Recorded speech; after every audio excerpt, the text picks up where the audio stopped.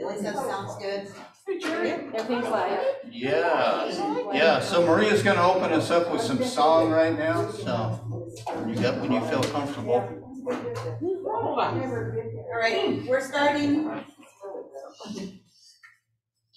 So, welcome, Unity of Stockton, and to all the people who helped this be possible. Let's acknowledge up in the front here we have Maria on music. We have Duncan as our tech man. We have Reverend Tony. And in the middle, where's John? He's putting up the signs. We have Maria who sets us up. And in the back, we have Gladys who has greeted us and is our usher.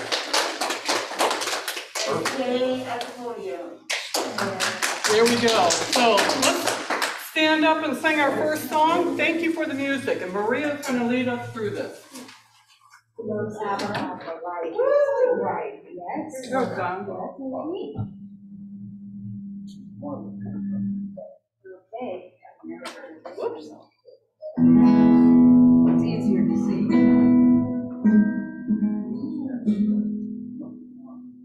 I'm nothing special. Not I'm a beautiful.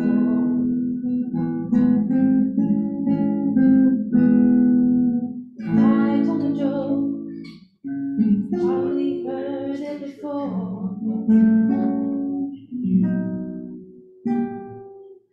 I've got a talent, a wonderful thing, 'cause everyone listens when I start to sing. I'm so grateful and proud. All I want is to sing it out loud. So I say thank you for the music, the songs I'm singing. Thank you for the joy they're bringing. Who can live without it? I ask in all honesty. What would life be without a song or dance? What are we? So I say thank you for the music, for giving it to me. My mother said I was a dancer before I could walk. She says I began to sing long before I could talk. And I've often wondered, how did it all start? Who found out that nothing could capture a heart like a melody can? Well, whoever it was, I'm a fan. So I say thank you for the music, the songs I'm singing.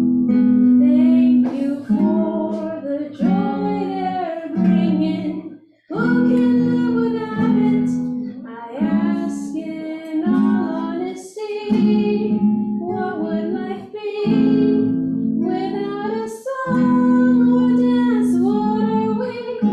So I say thank you for the music, for giving it to me.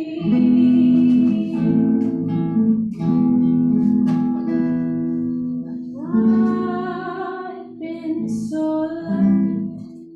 I am the girl with golden hair. I want to sing it out to everybody. What a joy, what a light, what a chance.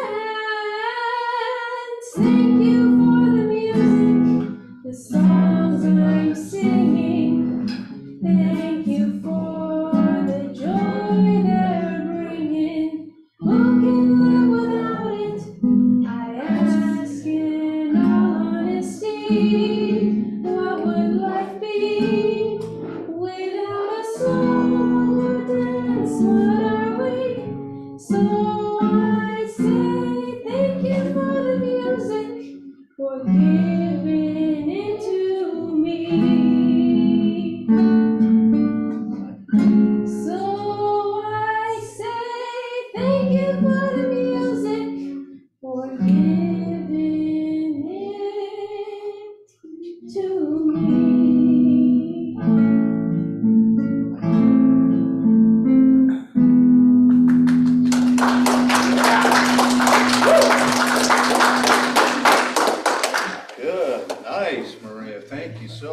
gosh, that's beautiful. You got a great voice. Yeah. Yeah, we have a great music team, you know, we're grateful for that, right? Yes. Yeah, with Billy and Maria, and Duncan to assist on the tech. We are blessed, we are blessed. Just a quick announcement that next week we will not be meeting at the county offices. We will be moving to Georgetown. What's the address? 4545. 4545 Georgetown Place. Georgetown Place. And we voted on that before, and we've considered a lot of things that really are really good for you guys. With padded seats, we've got like a sound booth. We've got an actual platform. We have, instead of this, we have 2 widescreen TVs. There's the facilities inside, and it feels like a church, not like a county office building. Centrally located, just near Centrally Target. located, And it's near Target. yes, yes. And you know, it just feels good. You walk in there and it just feels like church, like home. So I think you guys are gonna like it. Join us next week for that. We'll have a great service. And so now we're going to, as we always do, we're going to bless this day with prayer. So we come together right now, and I ask you just to relax where you're at, and as you feel comfortable, come together to bless this ministry and everyone in it, and know there is only one presence and one power, and that you are here for a very special reason. You are important to this ministry, and who you are, just your presence is important for the whole, this movement that we are creating here at Unity Center of Stockton. There is a greater influence in pushing this ministry out to expand and bless the community in which we are. We are grateful for this, and we say, thank you, God. Thank you, God. Amen.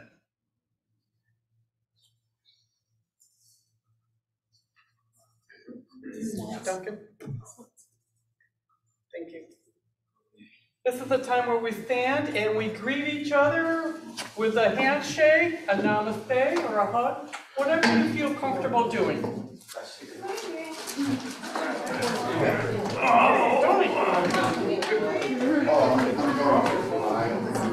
John. Good to see you. Good. My tech man. Yeah. Right here.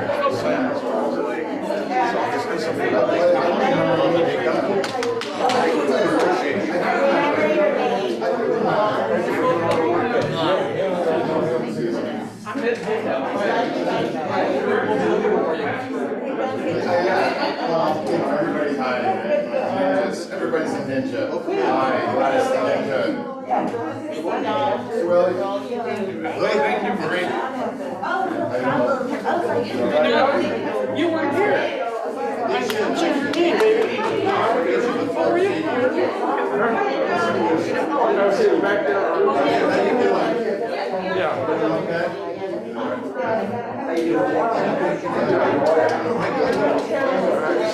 See you.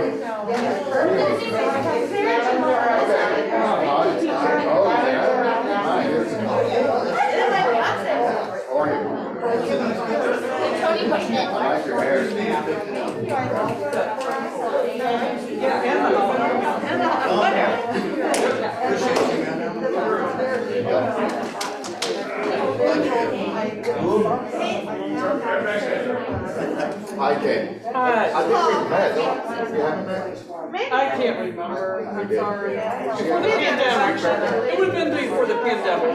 Oh. Yeah. Hi, Tom. Yeah. That's okay. We retired. We hide. That's fine. Yeah. And, you know, the pandemic was no problem for most of us. Is that what retired is under in the dictionary? It's like, retired. Hi. Yeah, I mean, you know, when would we get together? We'd be outside, in the park, mask on. We could do it during the day. It's sweet, man. Good to see you again. See both of you.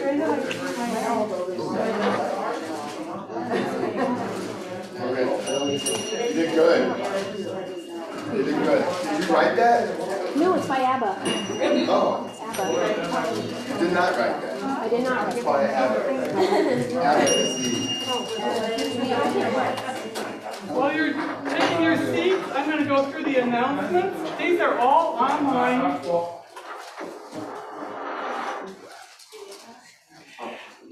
That happen within our community during the week. And they're all online. Course in Miracles on Monday mornings or Wednesday night, your choice, or both. Every other Saturday, we have meditation with Israel Hurtado. We have also evening meditations on Tuesday night, and that's led with Judy right now. And we are ongoing our book, Think Like a Monk, with Margot, who is not here today. But even though she's not here, she is always there on Thursday night for Zoom. Our prayer chaplain today is Maria. Hey, Maria.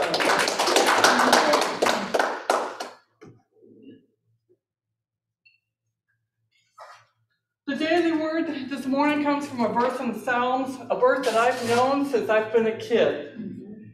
This is the day the Lord has made. Let us rejoice in it. Awakening from a restful sleep, I give thanks for the new day and all the people who are part of it. Although I cannot know what will happen as this day unfolds, I remind myself that everything and everyone might lead me to a deeper awareness of God. This growing awareness is my greatest joy.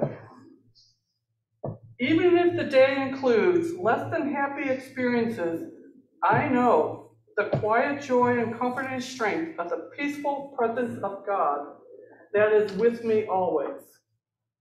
I will rejoice today in being alive, able to think, able to feel, to appreciate the sights and sounds and aromas that fill my environment. I will discover joy anew as I recognize each person I meet today as a unique expression of the wonder of God.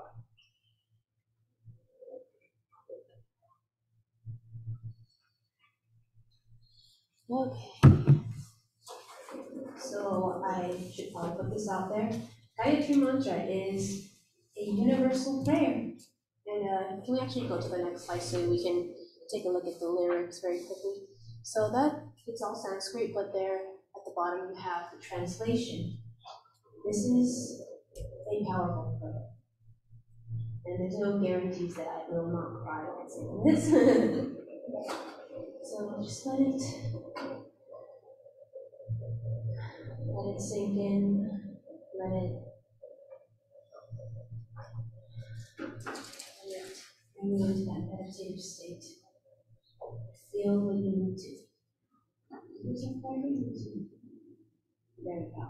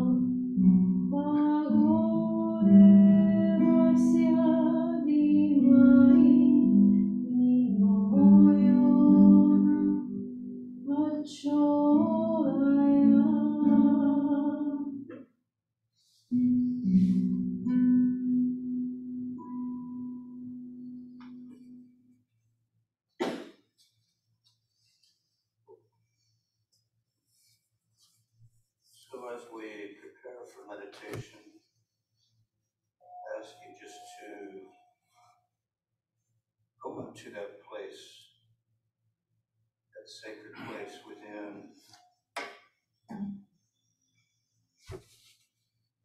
Become very still. Forget about where you're at right now. And that there is only one presence. It's the presence of love, deep peace beyond understanding.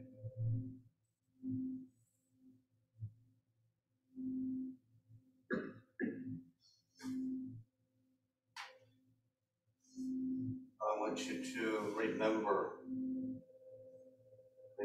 how loved you are from the beginning. Before you were in the womb, I knew you, says Scripture.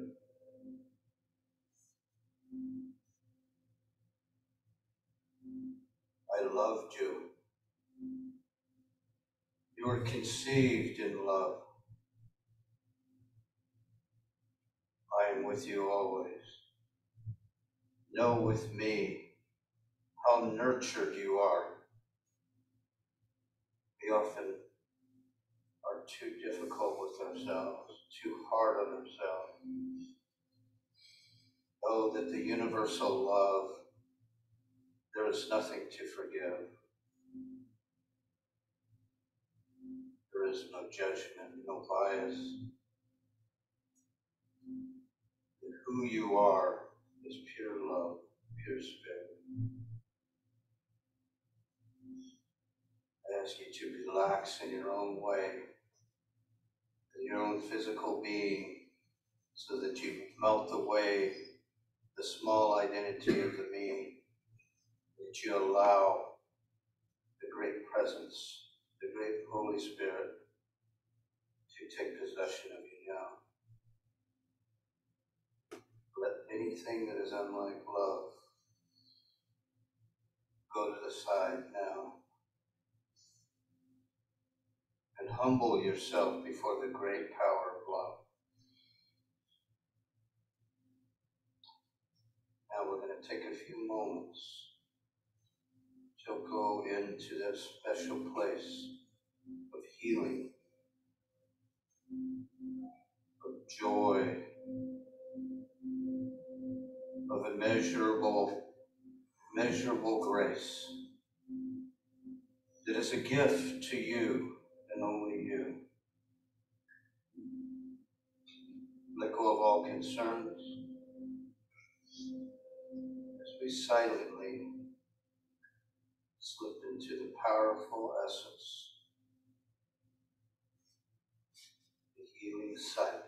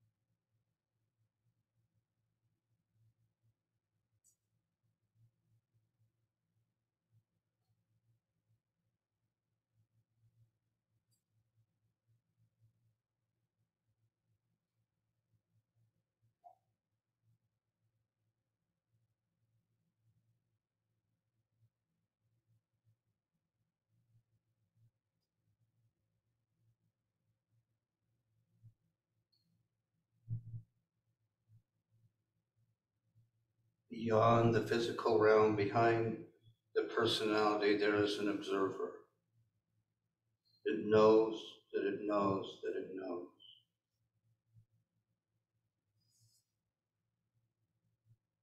There's an essence of the one presence and power. It truly is my physical, my mental, my spiritual identity. I move past appearances and go to that place, as I know that there is no judgment, no bias, that I am held in that true identity as love, as peace, that I don't have to earn anything. It is my birthright, my inheritance, to be in joy, to be in peace, that I am graced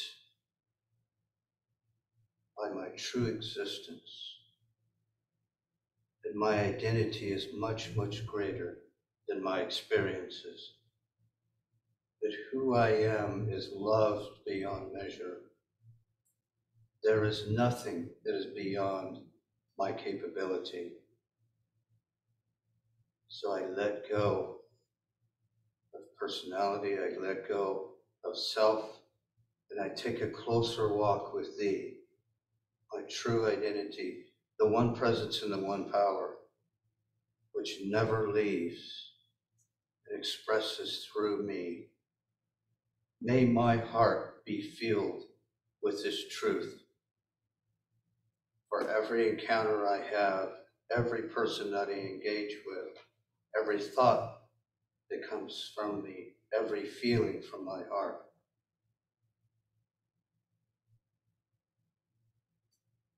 May I know that I am always graced, despite what I have conjured in the law. I am always graced. My peace never, ever ends, despite circumstances. Let this well in your heart now. Let us know that we are always blessed in all situations, and that gratitude goes before me throughout my day. Gratitude in all things, I give thanks. By the power of my dwelling Christ, I say it is so. Amen.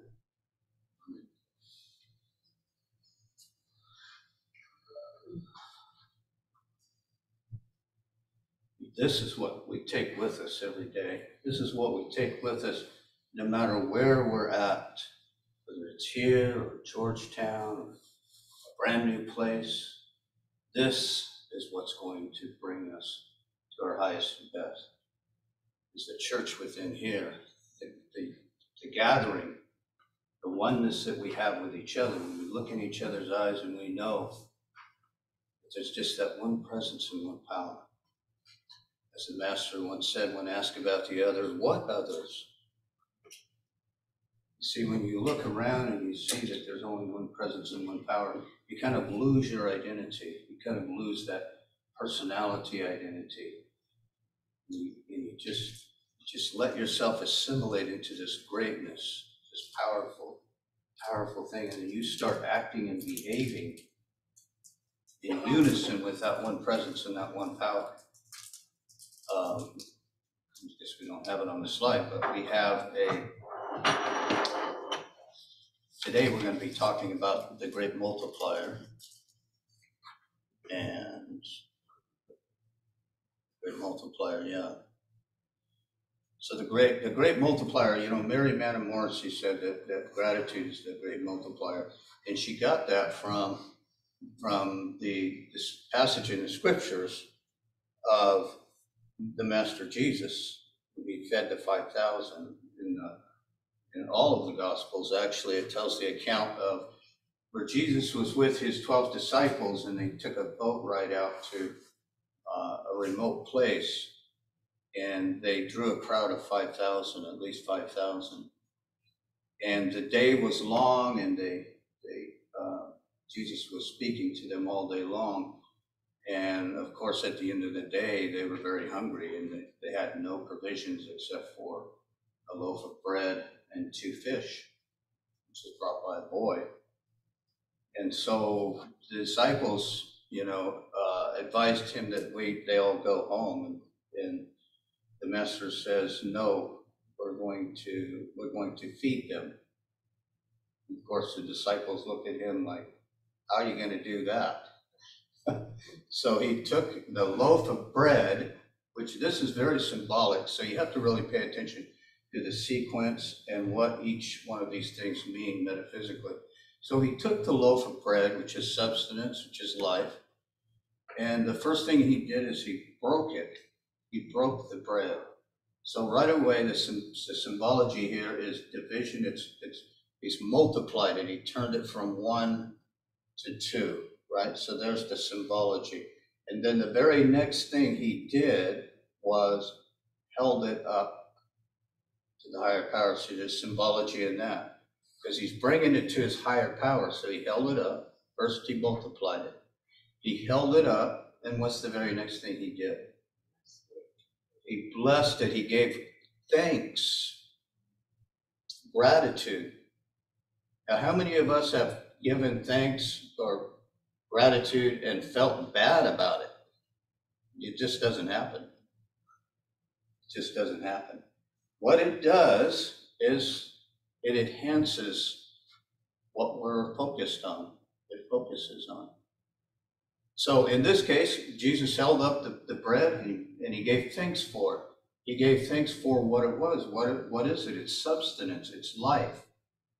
And so the symbology is there for multiplication. And as the story went on, when they came out of the act of grace, then everyone had bread in their baskets, and they were eating from the bread.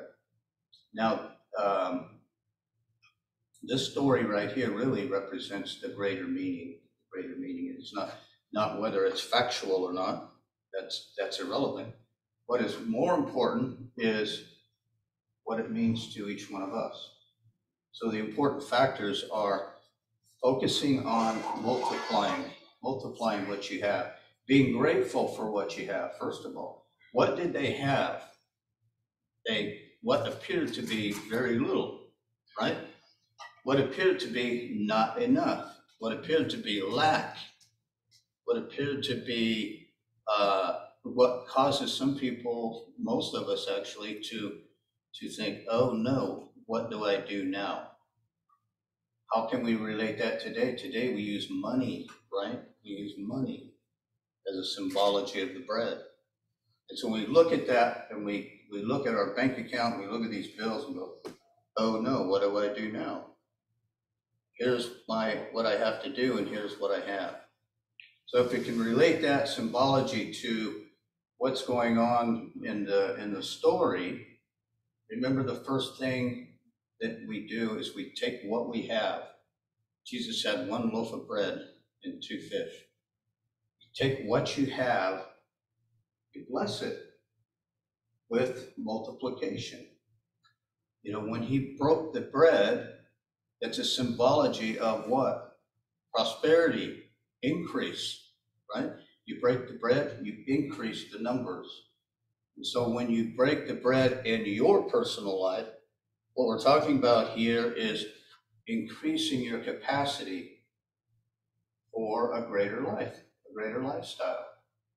So then what happens when we think about this? There's this embedded consciousness that much of us grew up with. They think that, money is evil or something like that. So what's the first thought you have when you think about increasing? Sometimes it's, do I deserve this? Right? Am I worthy? As I always say, if you're breathing, you're worthy. Right? It's an equation. You don't have to earn this. What we do is we often stop it. So the first thought when you have a goal of increase is going to be very telling about where you're at. And you don't just ignore it and wash it away with positive thinking. You look at it and say, why am I feeling this way? Because that is in the way of getting, if you just brush it aside, it's not going away. It's going to be there. But it's there for a reason. These things are presented to us so that we will make the choice to get rid of that. What is that that's causing that to happen? And so the next point I want to make is focus, which goes along with this. Focus. We all have, like Word document and other things where it has a focus on it, right? You click on it and it expands.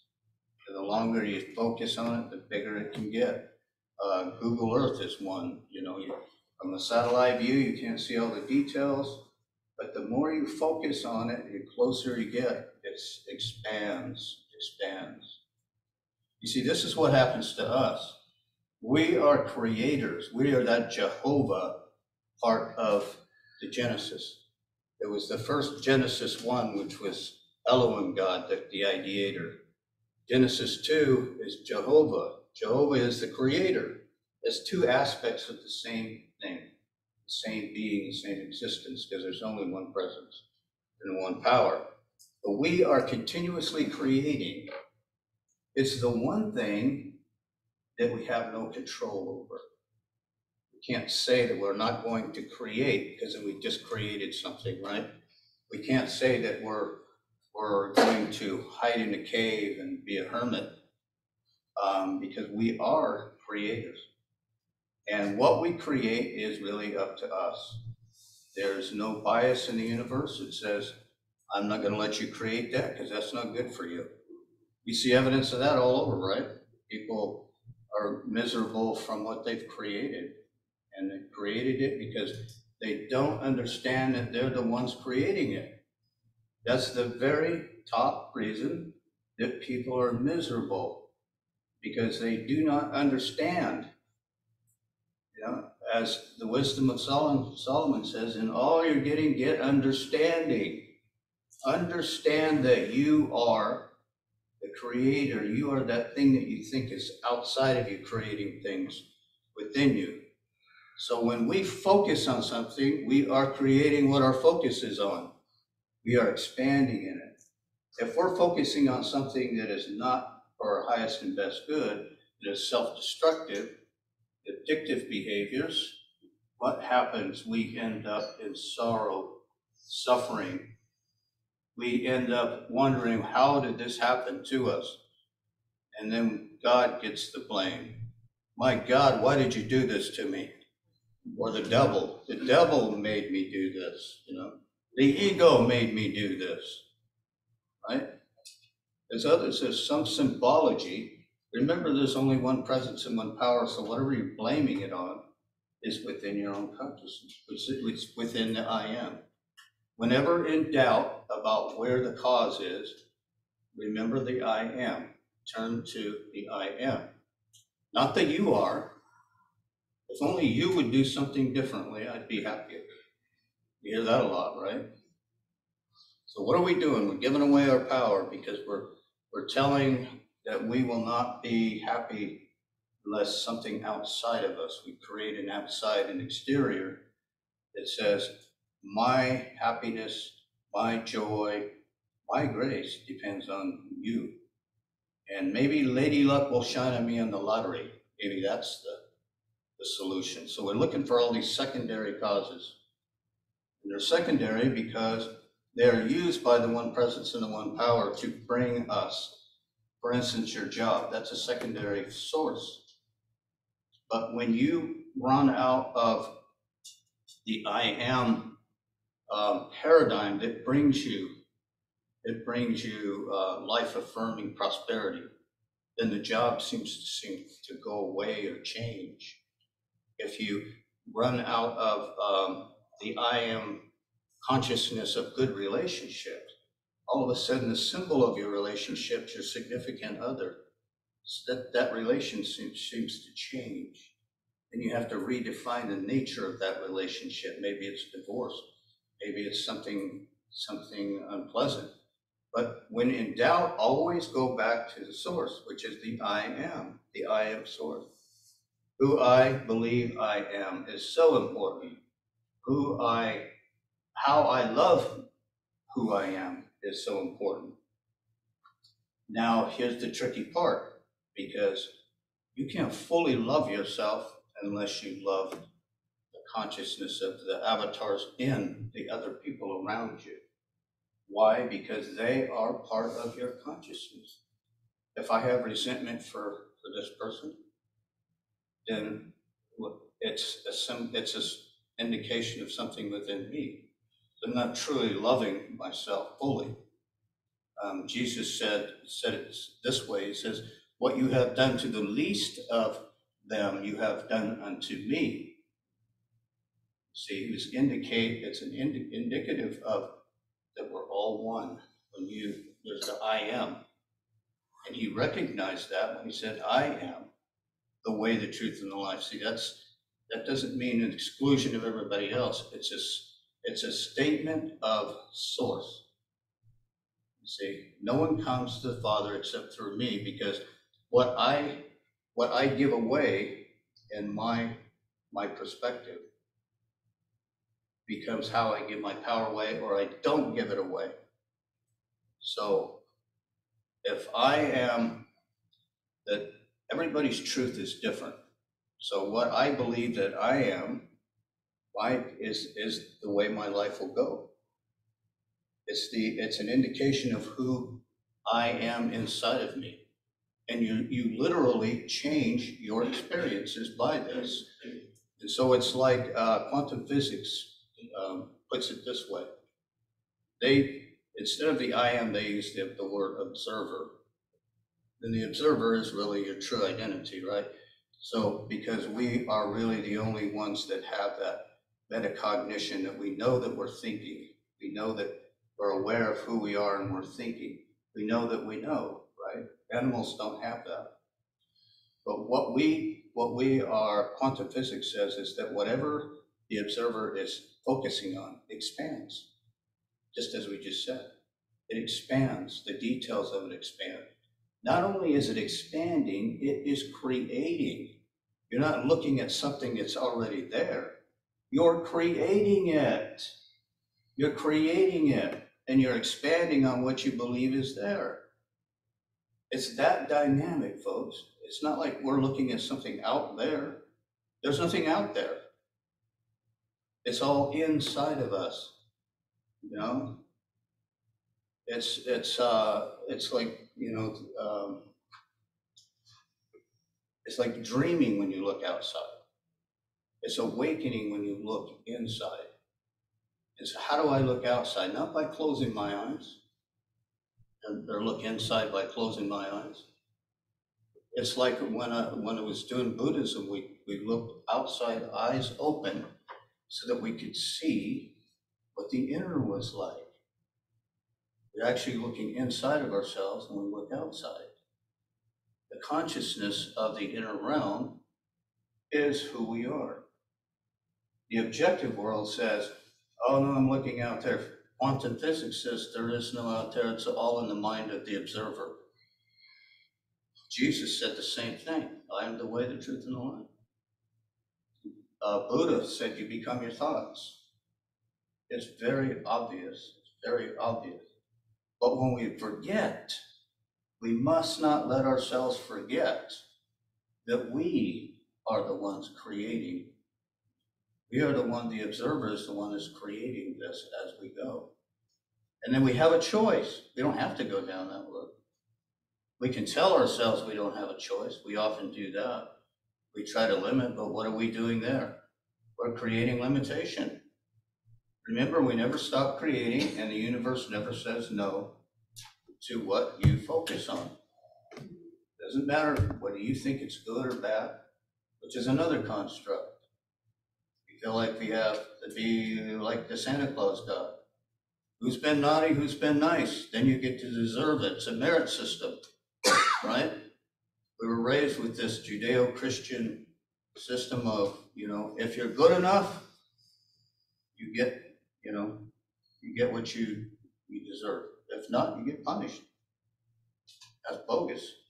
It's all a lie. It's the biggest lie ever perpetrated on mankind.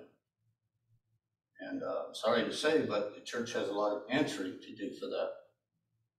Because that is one of the, if there is a sin, that would probably be the one right there, is depressing the joy and the life-giving affirmity of mankind. through a big lie like that. Because people buy into that very easily, because we're all really children. We're all really children. And deep within us, we look to this outside presence as giving us the nurturing what we need. But the big truth that Jesus says, I have come that you might have life more abundantly, is that that presence and that power is within you. As he said, don't you know that you are God? Don't you know that? Are you willing to like step outside of the realm of the human part of that and just consider that? Because if you are, you're bringing your focus into a higher level, and it's going to expand. It's going to continue to expand. It's going to continue to bring you more affirmative ways of living. The other point I want to make is Paul, the creator of the new first century church. He said to the Thessalonian church, in everything give thanks. That's in Thessalonians 5:14. We hear that a lot. In all things give thanks. So the first thing you think about when you say all things, huh? There's a lot of things I don't want to give thanks for, right? In all things give thanks. But here's why he said that. Here's why he said that. The original meaning of grace is gratis, which is gratitude. Gratitude. So the original meaning was gratitude. How do those two relate to each other? Because when you are grateful, you start the process of grace. When you are grateful. When you are grateful, the things that hurt you the most are the ones that you need to be grateful for the most. And I don't mean grateful for them, for that they happen. I mean to feel gratitude. It is the most effective tool you have when you are feeling despair, when your circumstances are dire. Be grateful. Have the courage to go into your heart and be grateful for that. Not for that, but be grateful for having the power and the ability to move past that. Be grateful. In all things give thanks, and especially those things that don't. It's easy for us to just feel grateful for feel-good things, right? That's easy. What about the little child before Christmas Eve, before he opens his presents? I remember as a kid, I used to shake him. Now, I've seen that thing. I was curious, I still do it. But it's the expectation of a child. What does the child expect? The child expects something really great, right? Hasn't seen it. Jesus said, become like a child if you want to enter the kingdom. Kingdom is symbolic for that place of joy and peace and understanding. If you come to church on Sunday and you're not getting understanding, you're not going to the right church. Because one of the main functions of going to church is to bring you understanding that you may have peace, that you may have love within yourself. Not that you don't burn in hell, right? It's that we can understand who we are and the power that we have within ourselves. I mean, it's the one thing that we were born with. We were born with it, and we inherently know that we're powerful. Remember being as a child thinking I'm invincible? It's because you really are. Remember being as a child thinking that only good things are going to happen to me? It's because you have that capacity. And then we pull it away from them. How sad. We pull it right out of their hearts. This is reality, son. This is reality, daughter. It's what we've been taught, teaching it to them, right? And then the body follows suit. It's a law. It's a principle. Now, one other point, a final point I want to make about grace. Grace it's not really above the law, but it seems like it is. There's a magic about grace. So when you're grateful, your life will be graced. Everything works by principle, but with grace in your life, it goes off the type of love called gratitude. So gratitude is one of the highest forms of love that forgives. It forgives what you've created, the circumstances you've created. And it uses love uses that same principle of creation to supersede what you've done. And it rises above the circumstances that you've created. The only way to instill grace is with gratitude. You have to open up your heart and be grateful for who you are, for your life. And when you are, then you feel the surge of power that just goes through your entire being. And you want to stay there. It becomes an addiction. You should be feeling gratitude as often as you can every single day.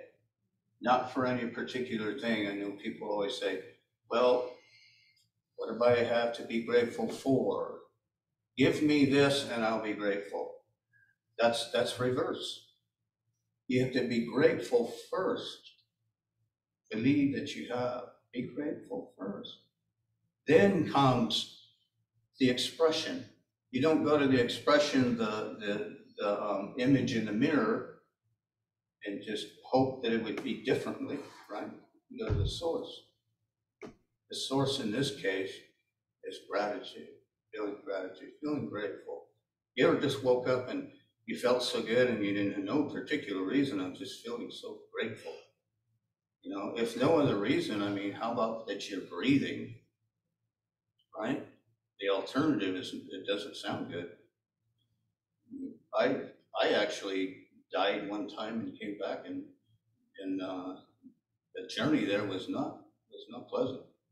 But I can tell you right now that if you're breathing, if you can fog a mirror, you have the capability and reason enough to be grateful. Be grateful. You have a reason enough knowing that you are the one presence and the one power, and that you have all the power within you to make your life at a higher plateau than everyone else around you. Because what you do radiates. But, Jesus, it's demonstrated that over and over. When I lift myself up, I lift up the entire world, was the passage in the Gospels.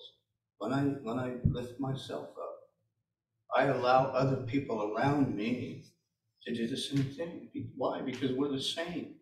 We're like that particle that quantum physics talks about. One over here and one over here. When this one reacts instantly. No difference in time and space. It's almost like a mirror effect, right? It's sometimes called mirror effect, because there is no space. I remember as a child going around, and I guess I was kind of afraid, but I used to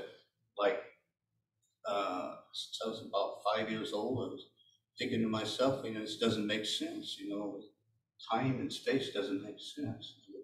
Write down these theories about, there's unlimited space between two objects, and if you keep dividing it up, it goes on. So I came up with this theory that it really doesn't exist, and the color is a construct. And I remember my stepmom getting very upset with me about this. And this is way before quantum physics figured it out, right? And so then she started getting very upset. So then I learned very quickly to keep my mouth shut. But then later on, when I found people in religious science, that those people that kind of think like me. They're not quite there, but they think like me. And later on, I found unity and Buddhism and unity. So we have a lot to be grateful for here at Unity Center of Stockton. Where is our focus? Where is our focus at Unity Center of Stockton? Is it just for fixing our current situation, or is it for, as Buckmeister says, to create a new paradigm, you don't fix what's already there. You get rid of it and you create something brand new. That's where our focus will be, is to creating something brand new. Maybe it doesn't look anything like that, but it would be for our highest and best good. It's not about fixing anything that we currently have. It's about allowing our highest and best to come through by focusing on something brand new, something that's way beyond what we're thinking about right now. It's not about growing, it's about being in a new place. It's like whatever is come that we had in the past, why drag that forward? Why drag that forward? We're looking for something higher and better for this congregation to expand and bless others. And so I think I dragged it. I don't have my watch. Time's up. Huh? Time's up? She says time's up. She tells me how to drive, now she's telling me when to stop. Yeah, I'm grateful for Christina, she's my biggest fan, so. And so the last point is just that I don't like to use notes. I need reminders, though, no. One time I forgot my notes, it turned out to be the best talk I ever gave. So we feel disconnected and disempowered. As the Gospel say, let not your heart be troubled. Let not your heart be troubled. There's where we have a choice. And know that who you are, that the presence of who you are, always forgiven, always. There's nothing to forgive in universal love, because there is no judgment. That's a human construct. Just know that you are always loved. You are always blessed. Right there, you should be grateful for, right? We are grateful for each other. Thank you, God. Thank you all. Thank you.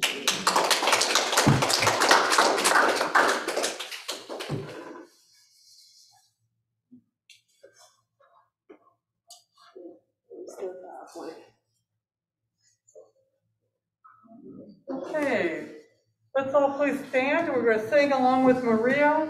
Thank you for being my friend. This is to you guys. This week has been crazy, and just wanted to thank you guys.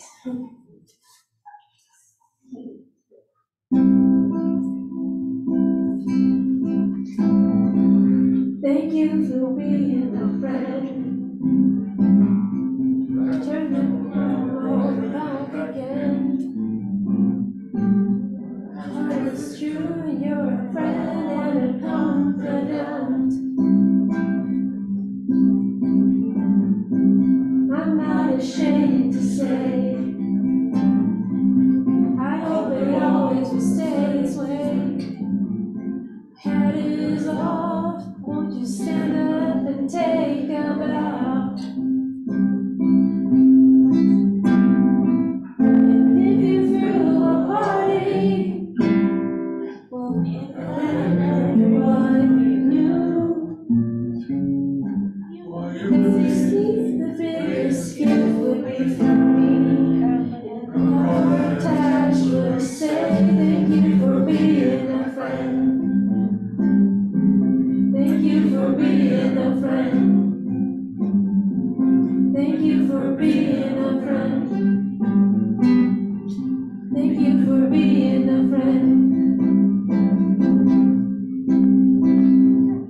If it's a car you like, I'm sure you'd like a Cadillac. Whatever you need, every time of the day or night. I'm not ashamed to say, I hope it always will stay this way.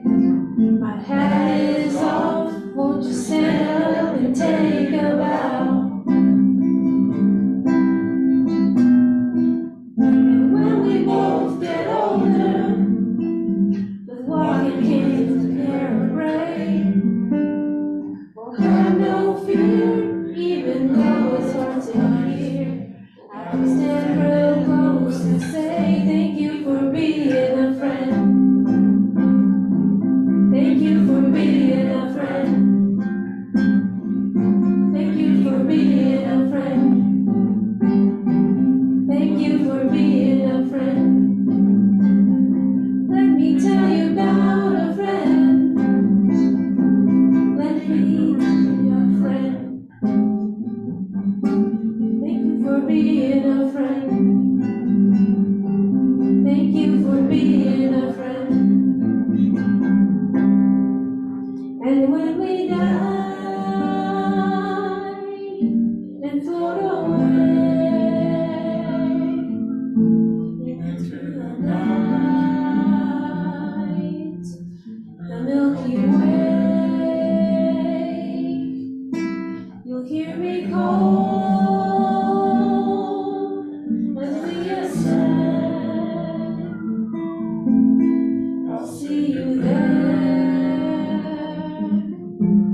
And once again, thank you for being a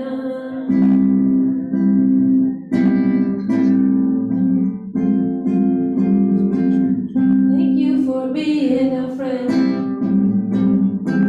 Thank you for being a friend. Thank you for being a friend. Thank you for being a friend. People, let me tell you about a friend. Thank you for being a friend. Thank you for being a friend. Thank you for being a friend. Oh, let me tell you about a friend. Thank you for being a friend. Thank you for being a friend. Thank you for being a friend.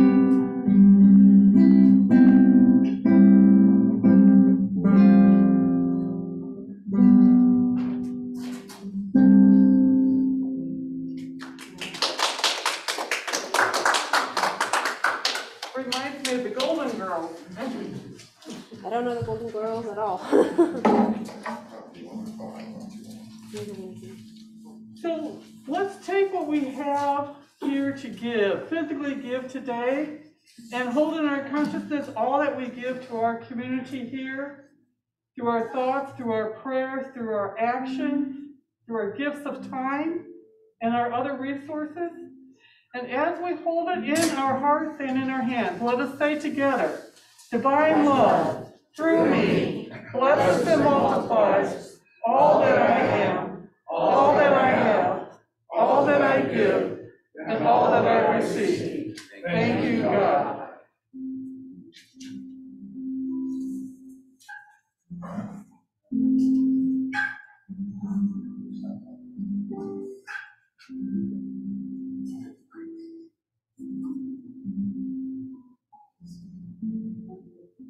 And let's gather around in a circle for our final song. Oh, yes. Let's Bless these. offering. Bless these offerings, just come together as one heart and know that whatever we give, we get to keep. So this goes forth right now, blesses everyone that it touches, comes back to this great ministry and enhances who we are. We are grateful for this, the power of the indwelling Christ in our word. We say thank you, God. Thank you, God. And now let's gather together in our circle.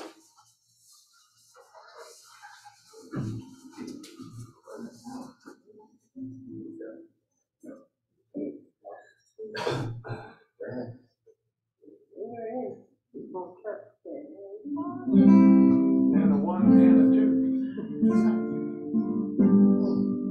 Let there be peace on earth, and let it begin with me.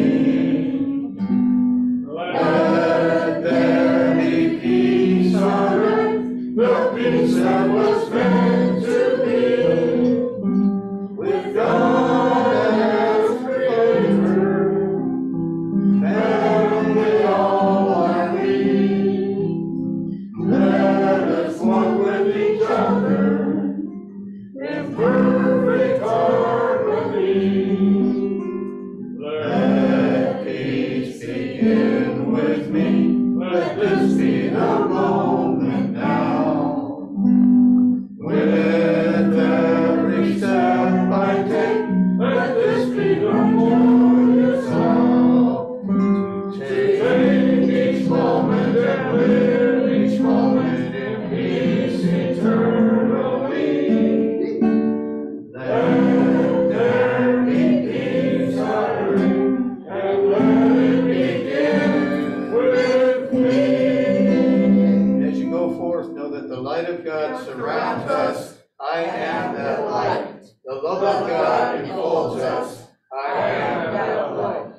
power of God protects us. I am that power. The presence of God watches over us. I am that presence.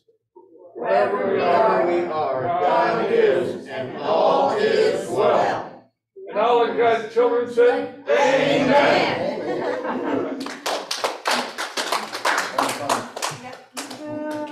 Christine, I'm impressed. You matched all the way to your minute. I do it. Very well coordinated. Look at you guys. Oh, wow, you're nice right there.